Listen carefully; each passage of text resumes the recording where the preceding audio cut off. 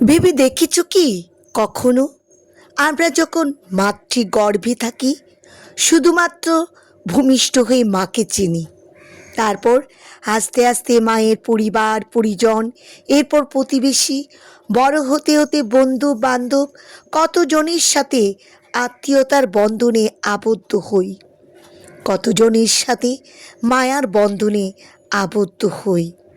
ভেবে দেখতে গেলে দেখা যাবে যে এই পৃথিবীতে আমরা সবাই একা আসি, আর জন্মের পরে কত লোকের সাথে আমাদের বন্ধন ঘটে।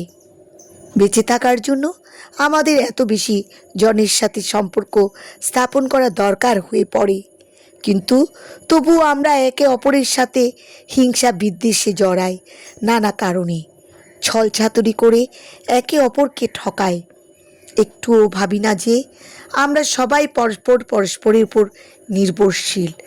যতদিন একটা মানুষ বাঁচে তাকে অবশ্যই কারো না কারো উপর নির্ভরশীলতা নিয়ে বেঁচে থাকতে হয়, কারণ মানুষ একা কখনো বাঁচতে পারে না। তাই এই উপলব্ধি আমাদের সবার মাঝে জাগুক, হিংসা নয়, ভালোবাসায় সবাই সবার মধ্যে বেঁচে থাকুক।